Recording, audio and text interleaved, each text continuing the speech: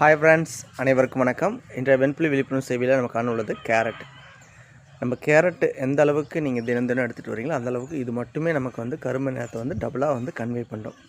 Carrot சாப்பிட்டா நம்ம colour ஆயிடுவோம் அப்படின்னு சொல்லி தான் பதிவுகளை கேள்விப்பட்டிருப்பீங்க. கேரட்டுடைய தன்மை என்னங்கிறத நான் சொல்லிடுறேன். நீங்கள் கருப்பாக இருந்தால் அப்படியே கருப்பாக மாற்றி விடும், டபுள் மடங்காக.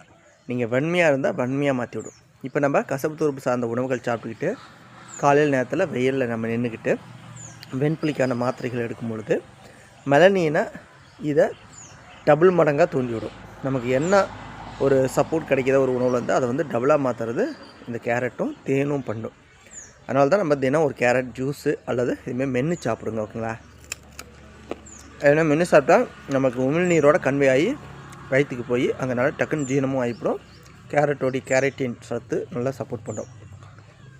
நம்ம தினம் சாப்பிட முடியாது, ஏன்னா வேலை அதிகம். கிடைக்கும் போது நான் வாரத்துக்கு ஒரு முறை 2 முறை சாப்பிட்டுக்கிறேன், ஓகேங்களா?